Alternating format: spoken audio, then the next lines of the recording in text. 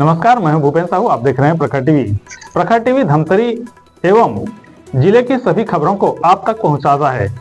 तो इस वक्त की क्या खास खबर है, आइए जानते हैं।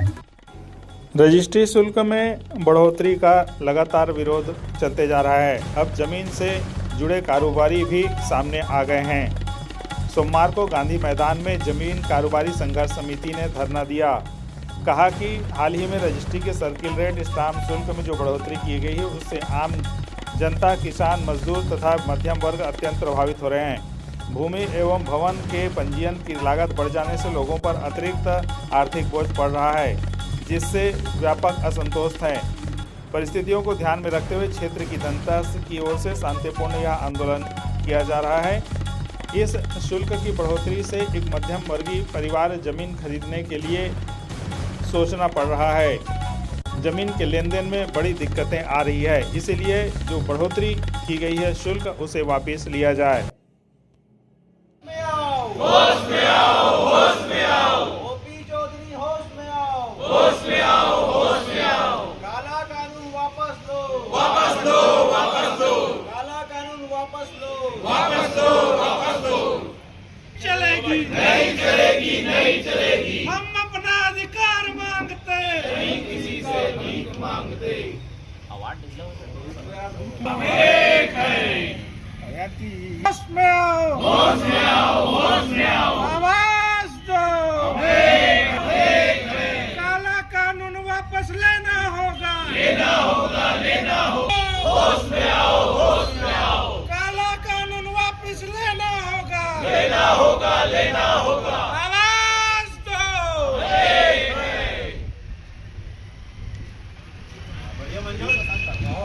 चाय मंगाओ। अभी वर्तमान में सरकार द्वारा एक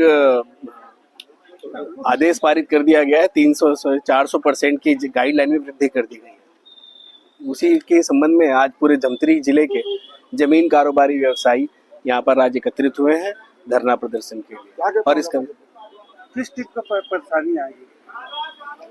सबसे बड़ी परेशानी है, सरकार ने जिस जमीन की जो वास्तविक मूल्य है उससे उन्होंने 400% अधिक उस मूल्य का गाइडलाइन दर निर्धारित कर दिया है। उससे सबसे ज्यादा तकलीफ एक आम व्यक्ति को होगी। निम्न व्यक्ति को तो सरकार एक अनुदान दे देती है। सबसे ज्यादा देश में जो जनसंख्या है वो सामान्य व्यक्तियों की है, जो सामान्य परिवार है। 80% जनसंख्या सामान्य है, जो अपना घर, आज 70% लोगों के पास देश में घर, खुद का घर भी नहीं है। और ऐसे लोगों के लिए सबसे ज्यादा चोट पहुंचाने वाला ये निर्णय सरकार ने लिया है। पूर्ववर्ती सरकारों ने भी कई बार ऐसा हुआ है कि लेकिन साल में 10% की वृद्धि उन्होंने किया है, लेकिन इस बार ये तानाशाही सरकार ने 400% की वृद्धि करके इस जमीन कारोबार को धराशायी करने का इन्होंने निर्णय ले लिया है। तो अब क्या चाहते हो आप? हम चाहते हैं कि आप जो पूर्ववर्ती सरकारों ने, चाहे बीजेपी की रही हो चाहे किसी भी सरकार रही हो, वो प्रतिवर्ष 10% की वृद्धि जो करती है वो यथावत रखे। उसके लिए हम सब तैयार हैं। इसके पहले भी सब करते आए हैं। जैसा पंजीयन आप देखेंगे कि अब कांग्रेस की सरकार थी, उन्होंने, जो उसके पहले बीजेपी की सरकार थी, जो पंजीयन शुल्क, रजिस्ट्रेशन फीस लगता था वो 80 पैसे लगते थे स्टाम्प पे। उसके बाद आके कांग्रेस सरकार ने गाइडलाइन 30% कम की और पंजीयन शुल्क को 4% कर दिया। वो एक अतिरिक्त भार, ये पूरे भारत में सिर्फ और सिर्फ छत्तीसगढ़ में ये नियम है। बाकी जगह पंजीयन फीस पूरे भारत में 1% से कम है। आप किसी भी स्टेट का वो ले लें। लेकिन इन्होंने आके पुरानी गाइडलाइन को बढ़ा भी दिया और फीस को कम भी नहीं किया। तो ये बहुत ही विसंगति है। छत्तीसगढ़ के साथ ऐसा क्यों व्यवहार सरकार ऐसा कर रही है, ये समझ से परे है। सरकार ने जो तानाशाही पूर्वक निर्णय लिया है उसके अन्याय के खिलाफ यहाँ बैठे हैं हम लोग। तो जो फैसला लिया गया सरकार के हिसाब से सही है, हमारे हिसाब से तो बिल्कुल गलत है। पिछले आप 15 साल का गाइडलाइन उठाकर देख लीजिए। सरकार जब गाइडलाइन बढ़ाती है तो एरिया वाइज बढ़ाती है, कहीं 5%, कहीं 10%, जहाँ ज़्यादा काम होता है वहाँ 15%, कहीं और ज़्यादा काम होता है वहाँ 20% बढ़ाती है। यहाँ तो पूरे छत्तीसगढ़ को एक ही स्लैब में लेकर 400 रुपये के गाइडलाइन को 3500 रुपये कर दिया गया है। तो क्या चाहते हो आप लोग? हम चाहते हैं कि सरकार पुराने डाटा को मंगाए, यहाँ के बड़े अधिकारियों से पूछे और उसके आधार पे 10%, 15%, 20% जो उनको समझ में आता है उस आधार पे गाइडलाइन को बढ़ाया जाए। पहले कितना रुपए पड़ता था और अब कितना रुपए देना पड़ रहा है? वो तो एरिया वाइज गाइडलाइन बढ़ाई है ना सरकार। जैसे सियावा रोड का एग्जांपल है, 400 रुपए गाइडलाइन था, उसको बाजार भाव से करके 35 रुपए स्क्वायर फीट कर दी। तो ये तो न लेने वाले को पोसा रहा है न बेचने वाले को पोसा रहा है। मनमानी बोल रहा सरकार जो सरकार मनमानी कर रही है। सरकार मनमानी नहीं करे भैया, सरकार तो तानाशाही कर रही, मनमानी इसको स्वयं बोलते हैं, ये तो तानाशाही है। जो फैसला लिया गया वापस लेना चाहिए सर अब वित्त मंत्री महोदय बोलते हैं कि लोग मिलने गए थे उनसे, बोलते हैं कि आप लोगों को जिस जिस एरिया में तकलीफ है मेरे को आकर बताएं। तो धमतरी के में 40 वार्ड है, धमतरी में 135 गांव हैं, तो एक एक जने आदमी के वित्त मंत्री के ऑफिस के बाहर चक्कर लगाते रहेगा।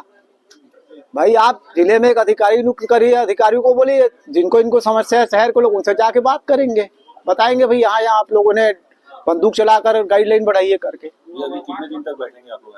हम लोग अभी 15 दिन, एक हफ्ता 15 दिन तक बैठेंगे। उसके बाद हमारा जो भी एग्रीमेंट हुआ है, जो भी जिनका भी सबका एग्रीमेंट हुआ है, वो मित्र मंत्री के टेबल में जाकर रखेंगे, भैया इस गाइडलाइन से आप ही रजिस्ट्री करा लीजिएगा। अगर मांग पूरी होती क्या करोगे? अगला कदम क्या रहेगा आप लोगों का? हमारा अगला अभी तो ये है कि हम 2 दिन प्रोटेस्ट करेंगे, उसके बाद हम सब लोगों से निवेदन करेंगे कि 1 महीने तक कोई भी रजिस्ट्री न कराए।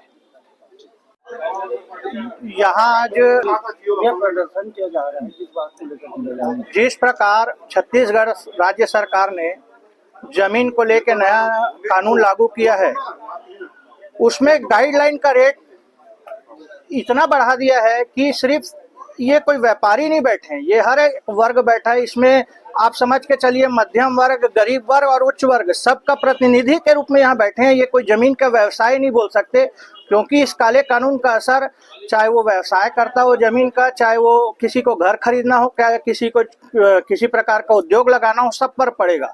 इसमें सबसे जो मुख्य बात है, जो जिस कारण से हमारे धमतरी नहीं पूरे प्रदेश स्तर पे इसका जमकर विरोध हो रहा है, उसका जो प्रमुख कारण है, एक तो गाइडलाइन बनने से सबसे पहले कि जो रजिस्ट्री का खर्चा जो पहले 1 लाख रुपए में 10,000 रुपया आया करता था, अगर गाइडलाइन बढ़ने से अगर वो 10 लाख का है तो वो 1 लाख सीधा सीधा 10% उसमें भी वृद्धि हो जाती है।